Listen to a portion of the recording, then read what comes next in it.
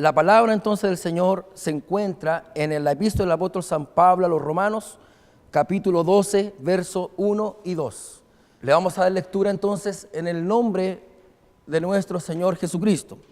Dice así: así que, hermanos, os ruego por las misericordias de Dios, que presentéis vuestros cuerpos en sacrificio vivo, santo, agradable a Dios, que es vuestro culto racional.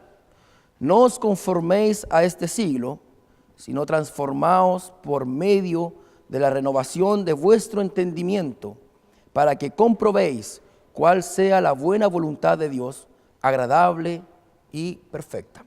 Que el Señor bendiga la lectura de su palabra. La semana pasada concluimos el tema con un bosquejo que di al término de la predicación de la mañana. Y el bosquejo consistía entre el bosquejo del verdadero evangelio y el bosquejo del falso evangelio, o del evangelio pervertido, del evangelio que se ha corrompido. Y en los bosquejos les voy a dar el bosquejo del evangelio verdadero, en la cual nosotros por la fe debemos andar. Debemos andar. Por lo tanto, el bosquejo del verdadero evangelio comienza con el objetivo de la fe. Y el objetivo de la fe del creyente debe estar puesto en el Señor Jesucristo. Ese es el objetivo de la fe del creyente. Esto es como el resumen del evangelio verdadero, del evangelio de Dios. El enfoque u objetivo de la fe del creyente debe ser el Señor Jesucristo. Le doy un texto, le voy a dar dos. Puesto los ojos en Jesús. Y ahí tú tienes fe, el autor y consumador de la fe. Juan 14:6, Jesús le dijo: yo soy el camino, la verdad y la vida, y nadie viene al Padre sino por mí. Por lo tanto, el objetivo de la fe del creyente no debe ser otra cosa más que nuestro Señor Jesucristo, quien nos salvó y nos redimió con su preciosa sangre. Bien, ese es el objetivo. Ahora viene el objeto de fe. El objeto de fe del creyente debe ser siempre la cruz de Cristo. Cuando tú sacas a Jesús de su obra incomparable de la cruz, estamos siguiendo a otro Jesús. Estamos siguiendo a otro Jesús. Es el Jesús que murió y resucitó el que nosotros debemos seguir. Y debemos poner nuestra fe allí. Por lo tanto, el objeto de fe es la cruz de Cristo. Les doy un texto para confirmar esto. 1 Corintios 1:18. Porque la palabra de la cruz es locura a los que se pierden, pero a los que se salvan, esto es, a nosotros es poder de Dios. Por lo tanto, hermanos, y hay muchos más, pero ese es el objeto de fe. Voy a repetir: objetivo de fe, el Señor Jesucristo. Objeto de fe, la cruz de Cristo. No puede sacarse ese objeto de fe en nuestra vida. Fuente de poder. Cuando el creyente tiene su fe enfocada todos los días de nuestra vida en el Señor Jesucristo y nuestro objeto de fe es la cruz de Cristo, la fuente de poder es el Espíritu Santo, que mora en usted y mora en mí desde el día en que nosotros fuimos salvos. Y es el Espíritu, como lo he dicho en repetidas ocasiones, es el Espíritu Santo quien a nosotros nos da testimonio a nuestro espíritu. ¿De qué? De que somos hijos de Dios. Y usted tiene la certeza, tiene la convicción, tiene la seguridad de que nosotros somos hijos de Dios. La fuente de poder, entonces, quien obra en nuestras vidas la santificación, quien nos da poder sobre el poder del pecado, quien nos da poder para vencer las luchas, quien nos da poder para vencer al diablo, la carne, el mundo, quien nos da poder para llevar esta vida cristiana, es el Espíritu Santo. Él es la fuente de poder. Bien, entonces tenemos objetivo de fe, el Señor Jesucristo. Objeto de fe, la cruz de Cristo. La fuente de poder, el Espíritu Santo. Porque la ley del Espíritu de vida en Cristo Jesús me ha librado de la ley del pecado y de la muerte. En Hechos 1:8 dice: pero recibiréis poder cuando haya venido sobre vosotros, ¿quién? El Espíritu Santo. Y me seréis testigos en Jerusalén, en toda Judea, en Samaria y hasta lo último de la tierra. Y ahí tú tienes la fuente de poder. El resultado de ese creyente que tiene su fe enfocada en el Señor Jesucristo, que el objeto de fe es la cruz de Cristo, que la fuente de poder comienza a obrar en nosotros el Espíritu Santo, el resultado de ese creyente, de su vida cristiana, va a ser victoria. ¿Lo creen? Victoria. Porque el pecado no se enseñoreará de vosotros, pues no estáis bajo la ley, sino bajo la gracia. Antes, en todas estas cosas, ¿qué dice?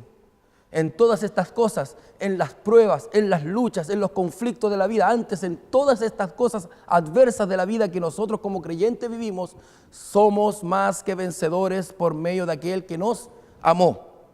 Por lo tanto, objetivo de fe, el Señor Jesucristo. Esto tiene que aprendérselo de memoria. Señor Jesucristo. Objeto de fe, la cruz de Cristo. La fuente de poder es el Espíritu Santo. Su resultado va a ser victoria. Triunfo en triunfo, de victoria en victoria. ¿Ya? ¿Lo creen, hermanos? Amén. Ese es el evangelio en sí. Ese es el bosquejo del verdadero evangelio, en la cual nosotros debemos seguir con esa mirada puesta en Cristo y lo que Él hizo en la cruz del Calvario. Sin embargo, la iglesia moderna hoy en día, a lo largo del mundo, en su mayoría, no todos, en su mayoría, y no lo decimos con orgullo, y no lo decimos con alegría de corazón por ningún motivo, pero la mayoría de la iglesia está viviendo en otro evangelio, no que haya otro, sino que hay algunos que os perturban y quieren pervertir el evangelio de Cristo, según Pablo escribe a los Gálatas. No obstante, el enfoque de ese falso evangelio, llamémoslo así, el enfoque o el objetivo de fe es las obras. Las obras, lo que uno hace, los servicios de la iglesia que bendicen, lo hemos hablado, que bendicen, nos fortalecen, pero el enfoque de fe no está en Jesucristo y lo que Él hizo en el Calvario, está en lo que nosotros hacemos. Por lo tanto, el objetivo de fe son las obras. Son las obras. El objeto de fe es el rendimiento de las obras. ¿Cuál es el resultado de la obra? Si la obra está buena y dio buen resultado, sigamos adelante. Pero la fe está enfocada en la obra de nuestras manos. El objeto de fe es el rendimiento de la obra. ¿Cuánto rinde la obra? Su resultado. Si el resultado es bueno, entonces sigamos confiando no en Cristo, no en la cruz, sino en lo que nosotros hacemos. La fuente de poder no puede ser el Espíritu Santo. No puede ser. Porque el Espíritu Santo obra dentro del marco legal de la cruz. ¿Qué requiere Él? Que mi fe esté puesta allí, para que Él obre, para que Él impulse nuestra vida.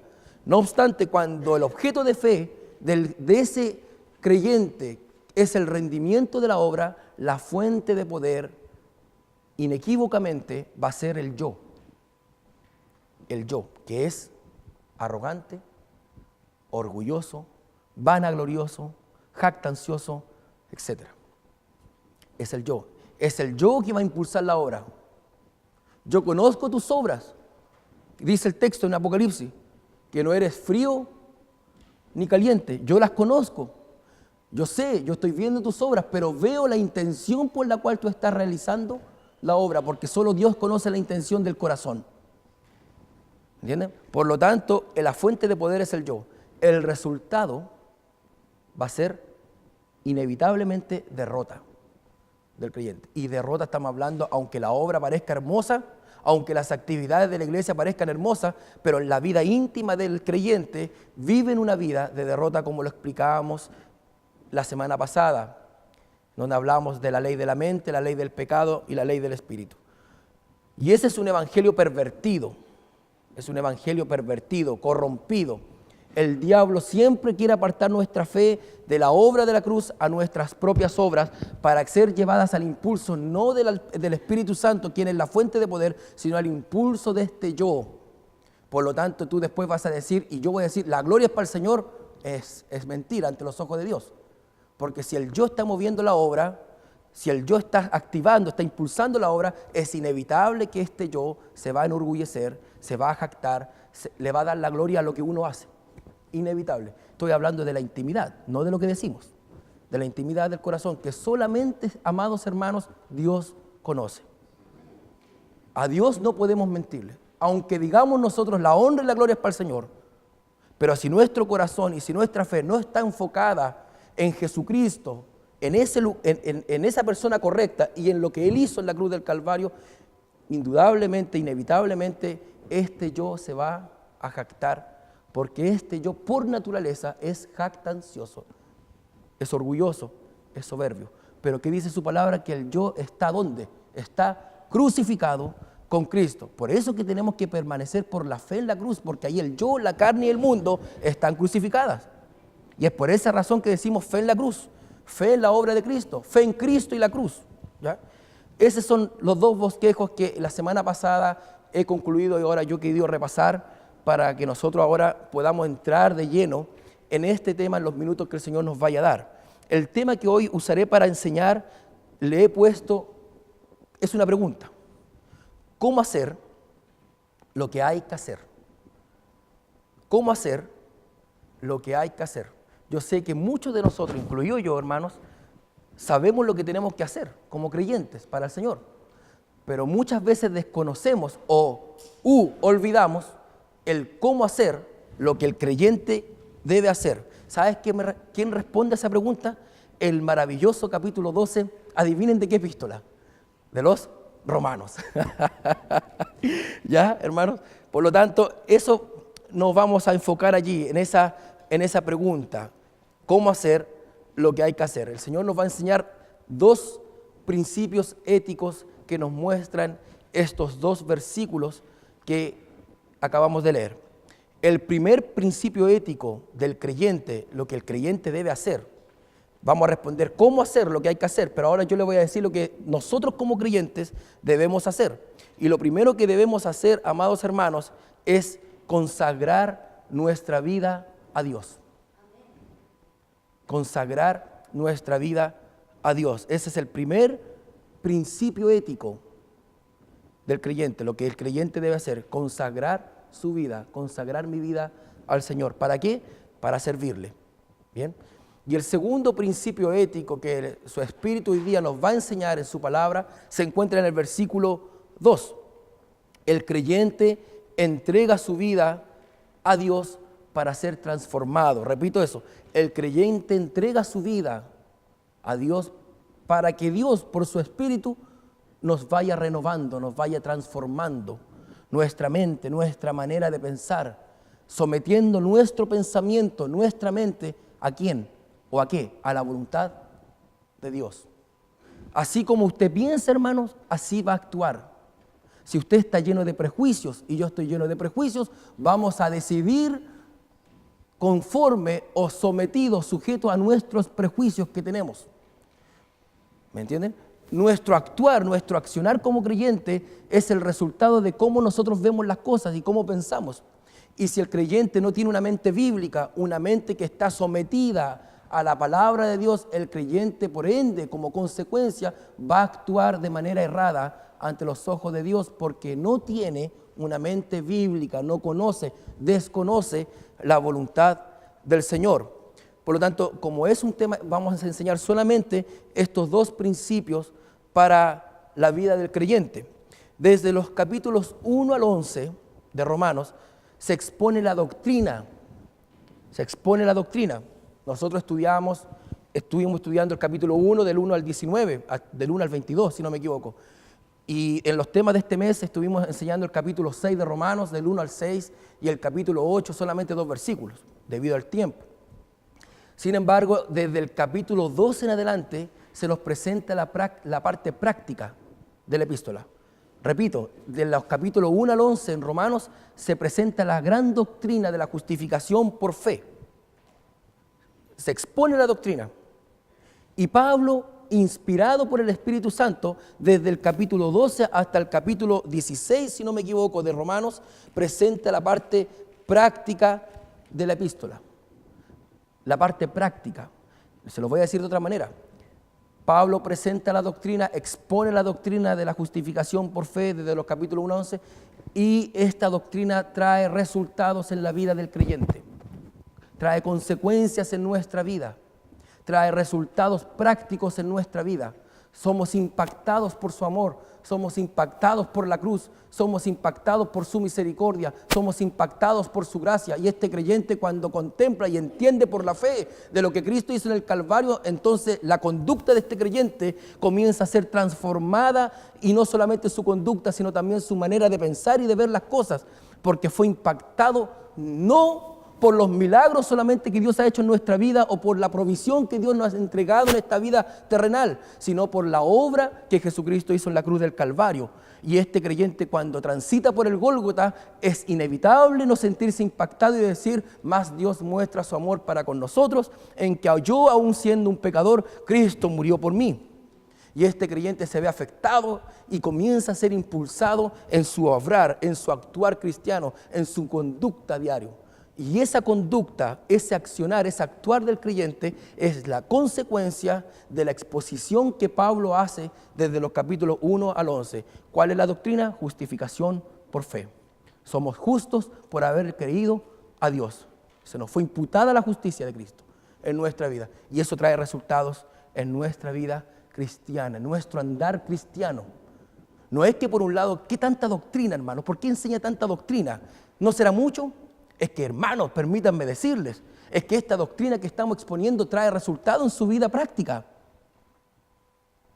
Trae resultados. Comienzo a andar diferente, me lleno de gozo. Comienzo a servir a Dios, no impulsado por este yo, no impulsado por esta carne, sino impulsado ¿por quién? Por aquel que es fuente de poder, el Espíritu Santo. Yo no implanto los frutos en el árbol. No me puedo jactar de ver un naranjo y de decir: quiero hacer un naranjo, y pesco y voy a comprar naranja al supermercado y las planto en las hojitas y las limpio, hermano, para que cuando lleguen las visitas vean que es un naranjo. Y muchos de nosotros queremos hacer eso. Queremos implantar el fruto de manera obligatoria, por nuestras propias manos, por nuestras propias obras. Queremos que el naranjo se vea precioso. Y nosotros estamos descuidando algo muy fundamental. Mis hermanas saben, algunos de mis hermanos sabrán, yo no sé mucho de esto, que es cuidar, ¿qué cosa? La raíz del árbol y abonar la tierra. Y cuando tú abonas la tierra y tú riegas la raíz del árbol, tú estás siempre mirando hacia abajo. Porque tú sabes perfectamente que la propia naturaleza, la propia tierra va a dar su fruto. ¿Está bien dicho, no? Perdona a mis hermanos que saben más sobre este tema, pero quiero que me entiendan lo que estoy diciendo. Y cuando pasa el tiempo, tú cuidas la raíz y riegas y procuras, y cuando no riegas, llaman por teléfono: ¿ha regado o no ha regado? El pasto se seca. Y el árbol no empieza a dar su fruto, porque estamos descuidando, no estamos mirando las hojas, estamos mirando la raíz. Por lo tanto, ¿qué hace uno? Cuando la fe está enfocada en Jesucristo, el objeto de fe es la cruz de Cristo, la fuente de poder, el Espíritu Santo, él va a ser guiado y va a decir: no, lo que yo tengo que hacer es dejar mi paño en la cocina, dejar de limpiar los frutos porque estoy siendo falso ante las visitas que quieren venir a ver este árbol. Voy a cuidar de la raíz, voy a regar la raíz, voy a abonar la tierra para que el árbol, por consecuencia de ese cuidado, aflorezcan, ¿está bien dicho?, los frutos de ese árbol. Y tú te vas a gloriar. ¿De qué te vas a gloriar? ¿Eres tú quien pusiste los frutos? Solamente te dedicaste a qué? A cuidar la raíz del árbol. Procura que tu fe esté plantada en Cristo y la cruz, y como consecuencia el fruto va a florecer y se va a empezar a reflejar en su vida. No nos vamos a jactar de esto. Es imposible, hermanos, porque la propia naturaleza se encargó de dar el fruto de ese árbol. Así también la naturaleza divina, el Espíritu Santo, obrará en nosotros y comenzará Cristo a brillar en nuestras vidas, a tal punto de que usted no se va a gloriar en los consejos que le dieron, no se va a gloriar en eso, se va a gloriar efectivamente en que la cruz de Cristo hizo vida en mi vida por su Espíritu Santo. Y va a decir: lejos esté de mí gloriarme, pero solamente me puedo gloriar en Cristo y lo que Él hizo en el Calvario. Pero espere, cuando uno riega, yo a veces riego, ya quiero que salga el pasto verde. Ponte verde ahora. Llámate a la pintura y échale, píntale verde. Eso es lo que hace un creyente a veces, quiere pintarse, hermano. Se quiere pintar. Entonces va a comprar una pintura y se pinta el creyente, se pinta. Hermano, mira, Cristo está brillando en mí. Y sales y se ve tu triste realidad ante el Señor, porque no estamos descuidando la fe. Hemos descuidado la fe. Hemos descuidado su gracia. Hemos apartado la mirada de la cruz, de donde fluye, donde emana la vida. Amén. Por lo tanto, hermanos, no sé por qué estaba hablando de esto, ahora me acuerdo ya. Porque la doctrina trae resultados por consecuencia, por naturaleza en la vida del creyente. Y Pablo comienza diciendo en el versículo 1, Romanos 12:1, así que es como no un cambio de tema. No es que por un lado el creyente tiene que creer en la cruz y por otro lado, esfuérzate tú, limpia tus frutos, píntalos de color naranja si es que eres un naranjo pintar. No, como consecuencia, así que, quiere decir por lo tanto, como consecuencia, como causa de cuanto ha sido escrito antes. Con esa psique que usted lee en su palabra, en su Biblia, esa psique significa como consecuencia ¿de qué? De lo que yo vengo exponiendo, de la gran doctrina de la justificación por fe. Se lo digo en otras palabras, de lo que Cristo hizo en la cruz del Calvario. Como consecuencia de esa obra, como consecuencia de esa obra, ¿qué dice? Se refiere a los hermanos, así que, hermanos. Por lo tanto, ¿a quién le está escribiendo? A nosotros, a la iglesia. Hermano, en ese tiempo a Roma, estaba enfocado en la iglesia de Roma, pero esta palabra hasta el día de hoy es para todos los creyentes, los que hemos sido salvos. ¿Cierto?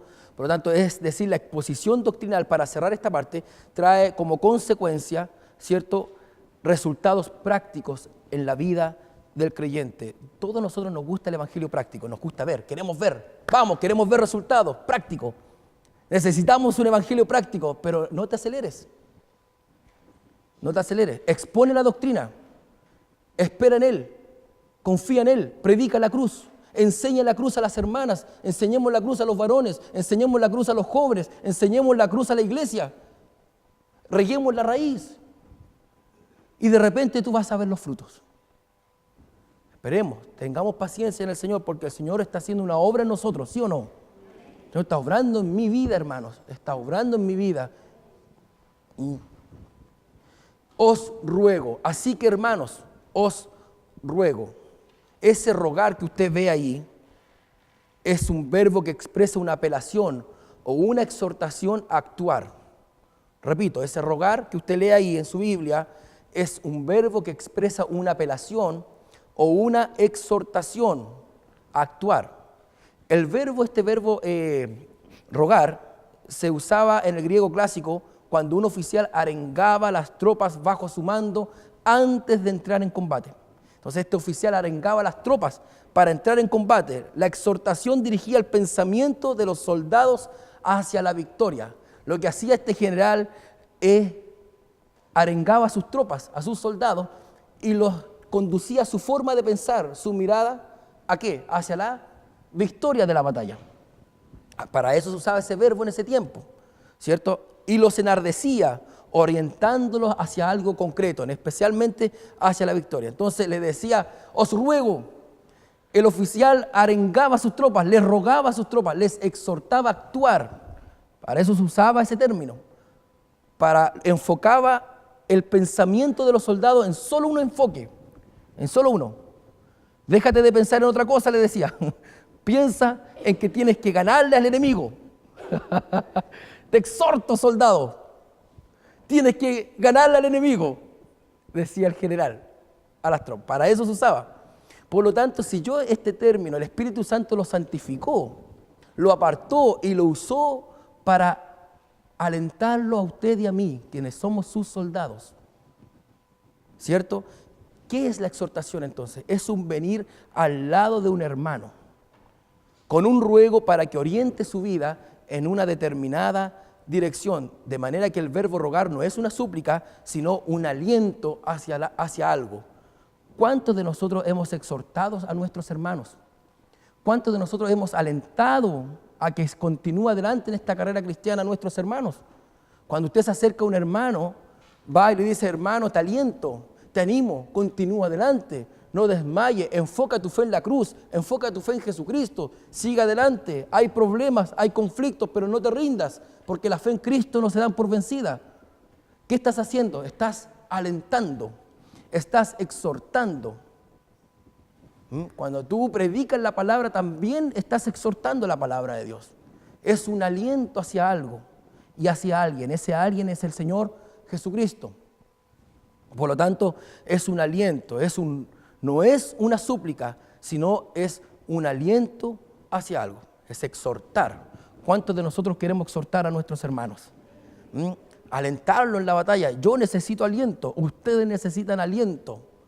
Así que, hermanos, por lo que Cristo hizo en la cruz del Calvario, como consecuencia de lo que yo vengo exponiendo, te aliento, hermano.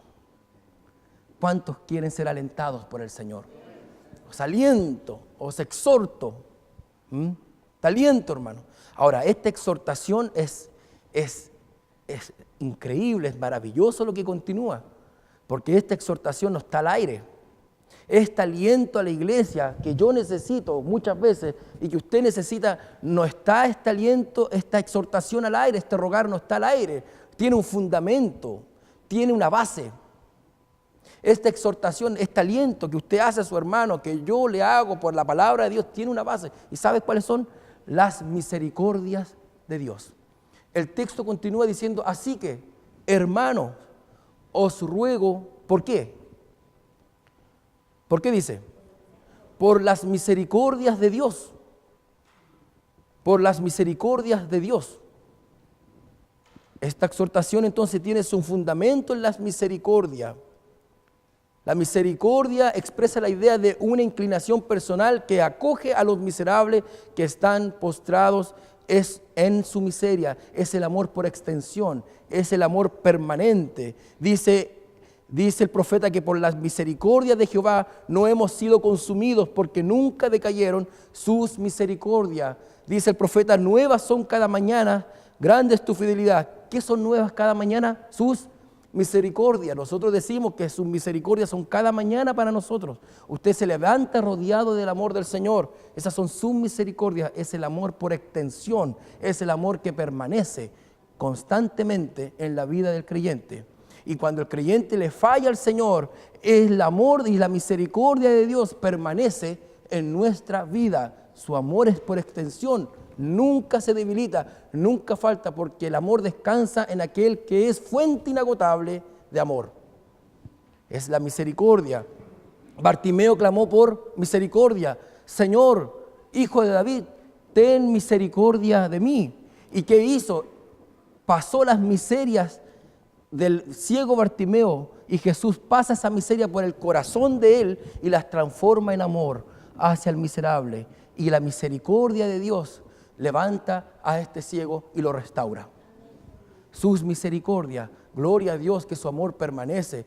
Gloria a Dios que su amor permanece. Gloria a Dios que su amor permanece. Tú nunca me fallas, aunque falle yo, confío en ti, Señor. Confío en ti, porque sus misericordias son eternas, son nuevas cada mañana. Cuando usted clama por misericordia, cuando usted dice, Señor, ten misericordia de mí, usted está reconociendo a la misma vez que usted y yo somos miserables ante los ojos de Dios. Y usted canta, yo era vil indigno, pero algo, mas Cristo me salvó. Por un lado todo lo puedo, por otro lado yo no puedo, pero por otro lado todo lo puedo. Por un lado yo soy vil indigno, por otro lado he sido justificado por su sangre. Aleluya, alabado. Ese es el equilibrio de la humildad del creyente. Por un lado reconozco lo que soy, miserable de mí. ¿Quién podrá librarme de este cuerpo de muerte? Pero por otro lado, gracias doy a Dios por Jesucristo, Señor nuestro. Por lo tanto, sus misericordias, ¿cuántos han experimentado su misericordia? Aleluya, bendito Dios. Bendito sea su nombre. Sus misericordias son nuevas cada mañana. Y cuando usted clama por misericordia, usted a la misma vez está reconociendo que usted es un miserable, está en su miseria, pero necesita ser alcanzado por este amor que permanece para siempre. Y cuando el amor de Dios lo alcanza y viene a su vida, entonces usted glorifica a Dios por sus misericordias y alaba a Dios porque Él lo dignificó en la cruz del Calvario por su sangre preciosa. La expresión suprema de su misericordia, la expresión suprema de su misericordia fue sanar a Bartimeo, es parte de su misericordia. Fue responder a la petición de la mujer cananea, son manifestaciones de su misericordia. Pero hubo una suprema expresión de su misericordia, de ese amor que permanece, a tal punto que Él llega al Gólgota y es crucificado. Y allí, despreciado y desechado entre los hombres, varón de dolores, experimentado en quebranto, y como que escondimos de Él el rostro, fue menospreciado y no lo estimamos. Ciertamente llevó Él nuestras enfermedades, aleluya, y sufrió nuestros dolores, y nosotros le tuvimos por azotado, por herido de Dios y abatido. Mas Él,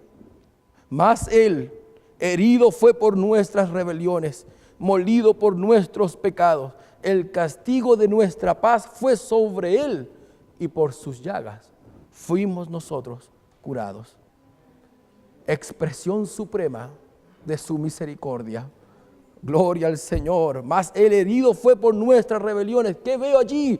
Veo su misericordia hacia mí. Veo su misericordia. Molido por nuestros pecados, misericordia. El castigo de nuestra paz fue sobre Él, misericordia. Y por su llaga fuimos nosotros curados. Gracias por su misericordia. La expresión suprema de la misericordia de Dios se vio manifestada en la gran obra incomparable de lo que Cristo hizo en la cruz del Calvario. Amén. Esa es su expresión máxima. Es imposible, hermano, que cuando usted transita por el Gólgota no pueda contemplar, maravillarse, gozarse de su gran misericordia que tuvo conmigo y con usted. Cuán glorioso es el cambio operado en mi ser, viniendo a mi vida el Señor. Hay una paz en mi alma que yo ansiaba tener, la paz que me trajo su amor. Él vino a mi corazón, Él vino a mi corazón. Soy feliz con la vida que Cristo me dio. ¿Cuándo? Cuando Él vino a mi corazón. Aleluya, gloria a Dios. Déjenme seguir aquí en la misericordia de Dios. Déjenme continuar aquí. Expresiones de su misericordia a lo largo de la epístola a los Romanos, del 1 hasta el 8, hasta el 11, siendo justificados gratuitamente por su gracia mediante la redención que es en Cristo Jesús, a quien Dios puso como propiciación por medio de la fe en su sangre para manifestar su justicia a causa de haber pasado por alto en su paciencia los pecados pasados. Manifestación de su misericordia. Todo, hermanos, todo mana desde la cruz, todo. Muerte sustitutoria de Cristo, el cual fue entregado ¿por quién? Por nuestras transgresiones y resucitado para nuestra resurrección. Romanos 4:25. La infinita dimensión de su amor. Romanos 5:8. Mas Dios muestra su amor para con nosotros, en que aun siendo pecadores, Cristo murió por nosotros. La obra de reconciliación, porque si siendo enemigos fuimos reconciliados con Dios por la muerte de su Hijo, mucho más, estando reconciliados, seremos salvos por su vida. Obra de la cruz, reconciliación, la seguridad de nuestra salvación. Ahora pues, ninguna condenación, me gusta ese versículo, hermano, ninguna condenación hay para los que están en Cristo Jesús. Antes lo escuchaba y decía amén, pero ahora me gozo, me gozo en el Señor, me gozo, lo entiendo por la fe, que ninguna condenación hay para mí, hermano. No hay razón de vivir en temores, no hay razón de vivir en miedos. El Evangelio ha traído libertad al cautivo. Gloria al Señor. Todo esto, lo que estoy nombrándoles, son manifestaciones de su misericordia. Que todo proviene como resultado de la obra incomparable de la cruz de Jesucristo. Todo, hermanos, todo. Por eso que nosotros debemos enseñar al pueblo y predicar la cruz de Jesucristo. como fundamento de toda doctrina bíblica que se halla en este libro sagrado. La cruz es el tema de la Biblia, la cruz de Cristo. Sigo, la obra del Espíritu Santo en la vida del creyente. ¿Qué hace? ¿Qué hace el Espíritu Santo? Son manifestaciones de su misericordia. Él nos liberó de la ley del pecado y de la muerte. Él da testimonio a nuestro espíritu que somos hijos de Dios. Él un día glorificará nuestros cuerpos incorruptibles de gloria. La gloria venidera, pues tengo por cierto que las aflicciones del tiempo presente no son comparables con la gloria venidera que en nosotros ha de manifestarse. ¿Qué otra expresión de su misericordia? ¿Qué otra expresión? Acuérdense de un versículo, lo tengo en mente, hermano. Yo sé que usted está pensando en el mismo versículo que yo, porque estamos en comunión. ¿Qué dice? Dice, y sabemos que a los que aman a Dios, todas las cosas les ayudan a bien. ¡Oh, Jesús de la gloria! ¿Expresión de qué? De su misericordia. Y podríamos seguir.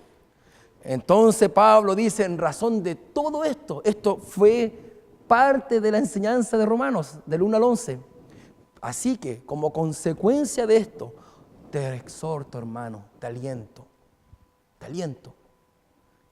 Méndez, te aliento, hermanas, les aliento, hermanos, jóvenes, jovencitos, les aliento por las misericordia de Dios. Es interesante apreciar que Él no apela a los logros de esta vida.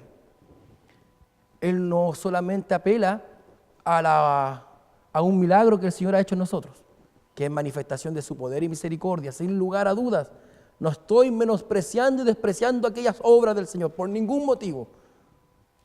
Pero Él no apela a eso, porque los milagros no garantizan vuestra permanencia en el Evangelio.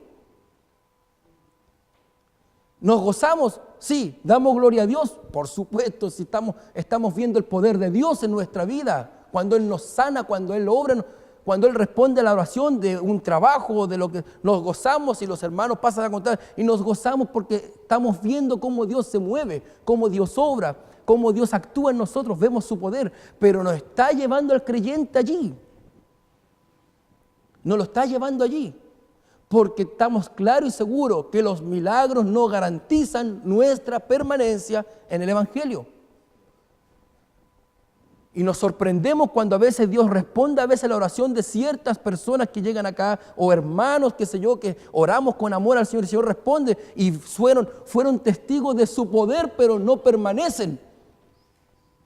Porque los milagros son maravillas. Yo deseo que Dios siga obrando milagros en nosotros. Creemos en el Dios de milagros en esta iglesia, hermanos. Lo creemos, no estamos hablando en contra de eso. Pero para continuar adelante, para seguir adelante en esta vida cristiana, necesitamos enfocarnos en la gran obra que Cristo hizo en la cruz del Calvario. Es por las misericordias de Dios que continúo y que tengo que alentar mi vida para continuar adelante hasta que el Señor me lleve a su presencia. Sanidad, manifestación de su misericordia, sí, pero te voy a llevar más allá. Es porque Cristo derramó su sangre que tú puedes ser sano. El Señor me dio un trabajo y me glorié en el Señor. Responde nuestras oraciones, sí o no, hermanos. Él responde nuestras oraciones, pero es por lo que Cristo hizo en la cruz del Calvario que el creyente puede venir ante el trono de la gracia para alcanzar misericordia y hallar gracia para el oportuno socorro. Es su sangre.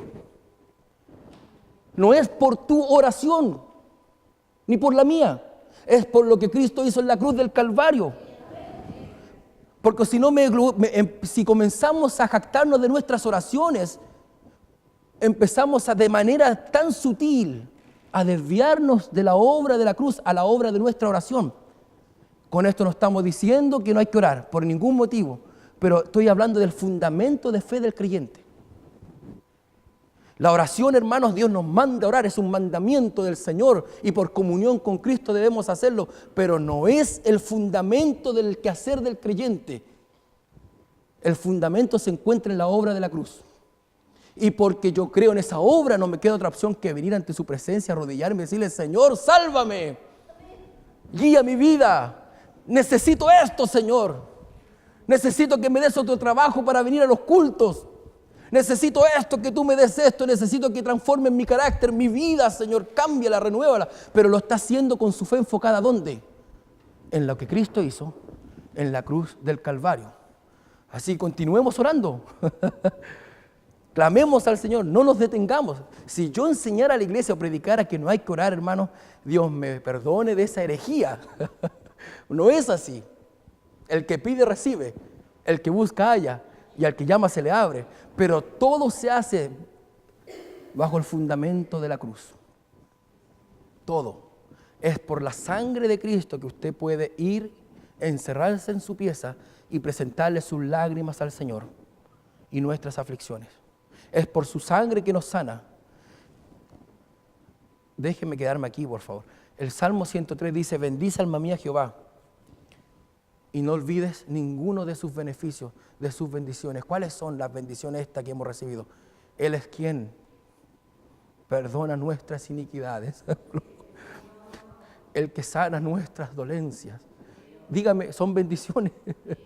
El que rescata del hoyo nuestra vida. El que nos corona de favores y misericordia.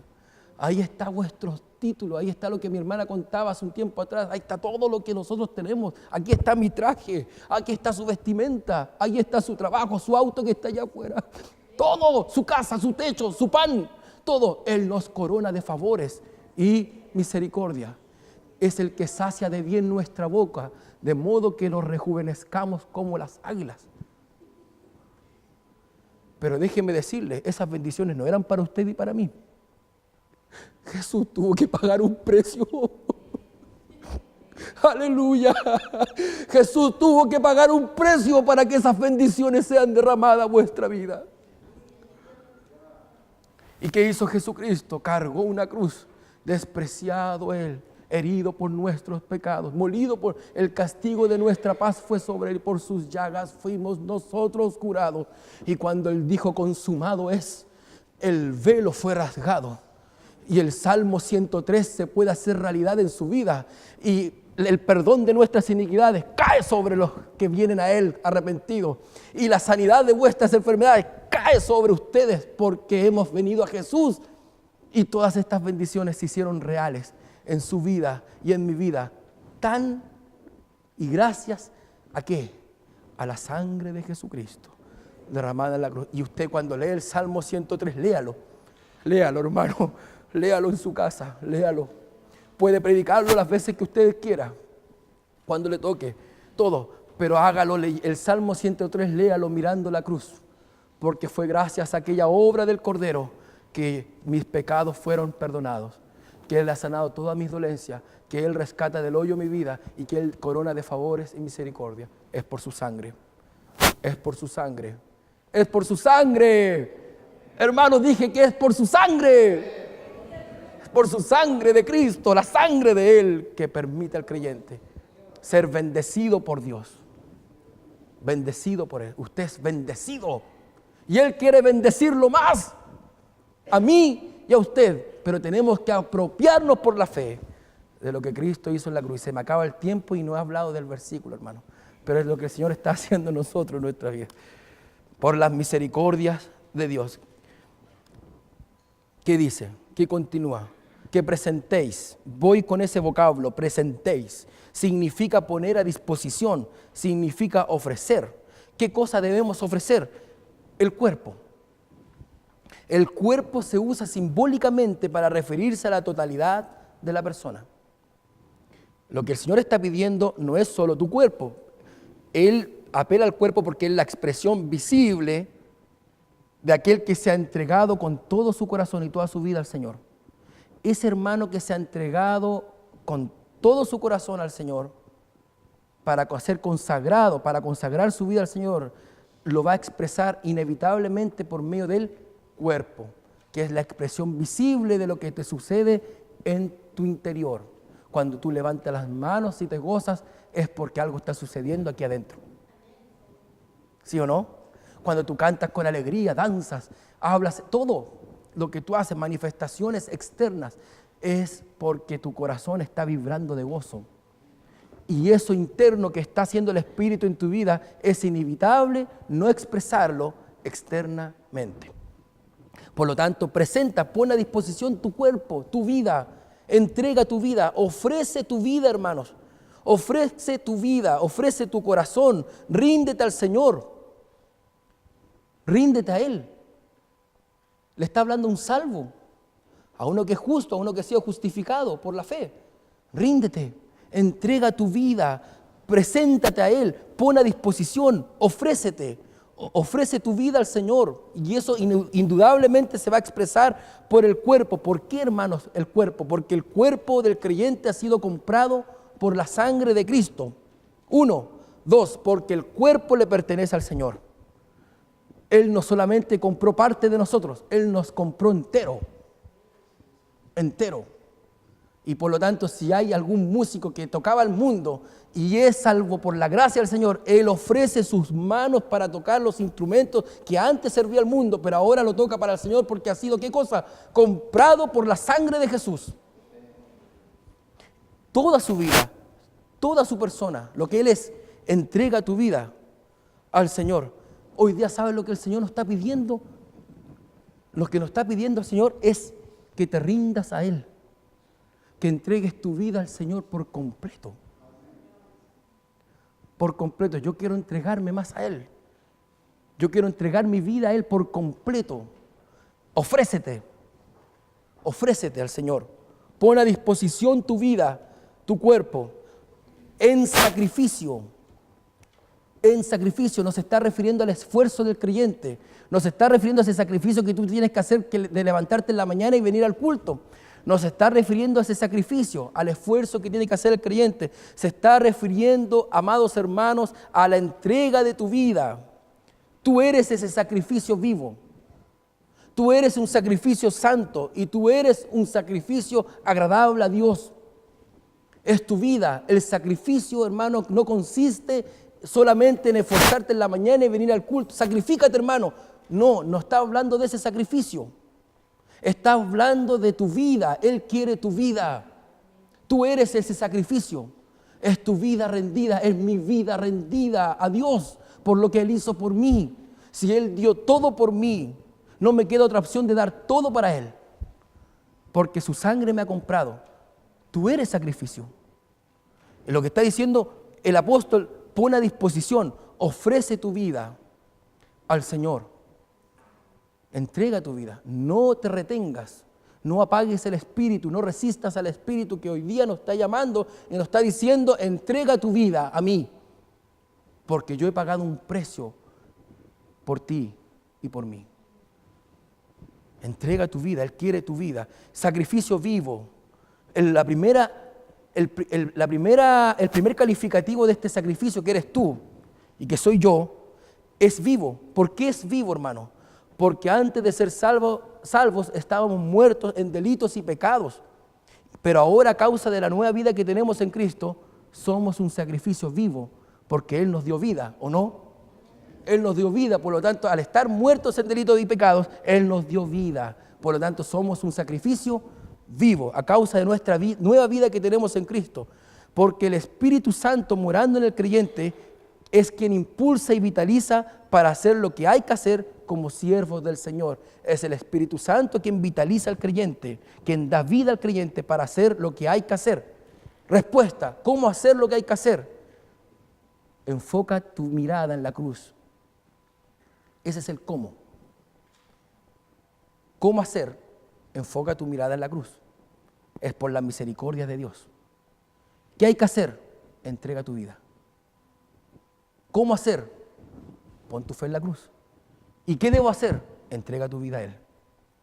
Pon a disposición tu vida, tu cuerpo, porque tú eres un sacrificio vivo.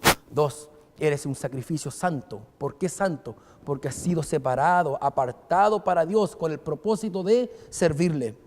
Porque el creyente ha sido separado para Dios por el Espíritu, por lo que sus acciones proceden de un santo, que es el Espíritu Santo, morando en nuestra vida. Por eso que somos un sacrificio santo, porque hemos sido separados, apartados, ¿para qué? Para servir a Dios. Somos un sacrificio santo y somos un sacrificio agradable. porque descansa, hermanos, descansa en el hecho de estar vinculado y en comunión con Cristo. ¿Y qué dijo el Padre cuando Jesús fue bautizado en el Jordán? Dijo, es mi Hijo amado, en quien yo tengo complacencia. Y cuando tú estás en comunión con Cristo, pasas a ser agradable ante los ojos de Dios, no porque yo lo sea y usted lo sea, sino porque estamos en vinculación y en comunión con aquel que es agradable a Dios, que es Cristo. Y usted pasa a ser ese sacrificio agradable por el simple hecho de estar en Cristo Jesús. Es por Él, es por lo que Él es, por lo que Él hizo. Sin embargo, el creyente, ¿cuál es nuestro objetivo siempre? Agradar a Dios. Ese es el objetivo de la vida cristiana. Así que ofrezcamos siempre a Dios por medio de Él sacrificio de alabanza. Las familias cantan y nos gozamos, pero siempre hacer este sacrificio de alabanza por medio de Él, de Jesucristo y lo que Él hizo en el Calvario. De esa manera Él recibe nuestra alabanza. De esa manera Él nos escucha. ¿Por qué cree que terminamos las oraciones diciendo, lo pedimos en el nombre de nuestro Señor Jesucristo? Porque es por Él y lo que Él hizo que permite a Dios escuchar todas nuestras oraciones y no solamente oírlas, sino responderlas. Por medio de Él, todo lo que hacemos es por medio de Jesucristo, todo lo que haga, la limpieza que haga usted, todo lo que hacemos, todo en nuestra vida, todo es por medio de Cristo y lo que Él hizo en la cruz. Es agradar nuestra vida. Y eso, hermanos, constituye adoración espiritual. Entonces se lo voy a decir desde atrás hacia adelante el texto. ¿En qué consiste la adoración? ¿En cantar cánticos lentos? Bueno, puede ser, pero no es eso. Esa parte, pero no es eso a la luz de la palabra. La adoración consiste en la entrega de tu vida y de mi vida. Tú eres adoración. Tú eres adoración, hermano. Él quiere tu vida. Él quiere tu vida. Él no quiere solo mis ofrendas y mis diezmos y mi canto y pasar adelante a dar el tema y cantar en el piano y servir al Señor. No, Él solo quiere eso. Él quiere mi vida rendida a Dios. Mi vida rendida. Podemos ofrendar con nuestro corazón lejos de Dios. Podemos cantar con nuestro corazón lejos del Señor porque el mundo ha penetrado en mi vida. Las cosas del mundo, lo terrenal, lo efímero, sea cual sea, bueno, malo, ha penetrado. Por lo tanto, el primer lugar lo está ocupando las cosas del mundo y no el Señor. Pero Él quiere nuestra entrega por completo. Y cuando tú eres indiferente a este llamado a obedecer a Dios, a entregar tu vida y estás resistiéndote porque hay algo en tu corazón que está impidiendo que tú te entregues, entonces, hermano, necesitas un toque del cielo para que el Señor rompa esa cadena que tienes en tu vida y te entregues a Él. Ven tal cual como tú eres y entrega tu vida al Señor para servirle a Él. Para servirle a Él. Yo quiero entregar mi vida. ¿Cuántos quieren entregar su vida al Señor? Entrega nuestra vida, entrega. El creyente que se entrega se nota, se refleja en su vida, hay gozo. Se nota, hermano, hay gozo al cantar, al glorificar, todo se siente. Tú eres adoración. Ese primer término adorar aparece en Génesis cuando Abraham va a llevar a su hijo Isaac y lo va a sacrificar. ¿Y sabe lo que dice Abraham? ¿Cómo llamó a ese acto que iba a hacer? Le dijo a sus siervos, Abraham, porque yo y mi hijo adoraremos. Mire esto, hermanos. Él no iba a cantar a la iglesia. Él no llevaba a su familia a cantar a la iglesia. Él no venía a la iglesia a predicar, a enseñar, a coordinar o a tocar un instrumento. Él sabe lo que iba a hacer, iba a adorar de la siguiente manera. ¿Cómo? Entregando, sacrificando, obedeciendo a Dios que le había dicho, sacrifica a tu único hijo. Entregando a su hijo. De esa manera iba a adorar. Y cuando Isaac llevaba la leña en sus manos, que es un tipo de la cruz, y llevaba el fuego, que es un tipo del juicio que iba a recaer en el Hijo de Dios, se da cuenta que faltaba algo. E Isaac pregunta a su padre, Abraham, padre, le dice, Padre mío, llevamos el fuego, llevamos la leña, pero falta lo más importante para el sacrificio. ¿Dónde está el cordero? Aleluya. Pasaron más de 1000 años y aparece el último profeta, Juan el Bautista, y responde a la pregunta de Isaac y ve a Jesús y responde y dice, he aquí, le dice, gloria a Dios, el Cordero de Dios que quita el pecado del mundo. Responde a la pregunta de Isaac. Iban a adorar. ¿Cómo? Entregando, ofreciendo la vida de su hijo. De esa manera, adorar. Él quiere tu vida. Todo mi ser. Quiero amar más a Jesús, hermano. Quiero amarle más a Él. Amarle. No desoiga su voz. No retenga su voz. El Espíritu está tratando en tu vida íntima porque Él quiere que tú te entregues a Él. Y cuando llega, se escucha, está listo para ser sacrificado. Y sale detrás el sustituto de Isaac, un carnero, otro tipo de Cristo, que iba a sustituir a la humanidad, al hombre perdido en la cruz del Calvario. Abraham, Abraham, detente. Detente, Abraham. Aleluya. Gloria a Dios. Y por eso que Abraham responde, Dios proveerá. ¿Qué iba a proveer Dios? Iba a proveer un Salvador a este mundo. Un Salvador. El Hijo del Hombre que vino a salvar y a buscar lo que se había perdido.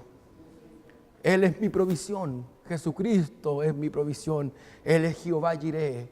Él es mi provisión, Él es mi bendición, Jesús es mi bienaventuranza, Jesús es mi bendición, Jesús es mi todo. Jesús, Jesús, Jesús. Porque Él quiere que tú te rindas a Él. Tú eres adoración. Alabanza es lo que hacemos. Adoración es lo que somos. Eso es adoración. Él quiere tu vida. No alcanzaré en esta mañana a tomar el versículo 2. Esto es lo que el Señor nos ha dado y quiero someterme a lo que Él me dice. El Señor les bendiga, hermano. Si usted hay áreas de su vida que no se ha entregado al Señor, hoy día su palabra le dice, ríndete a mí. Pon a disposición tu vida. Clama a mí y yo te responderé y te enseñaré cosas grandes y ocultas que tú no conoces. Le invito a orar, oremos al Señor.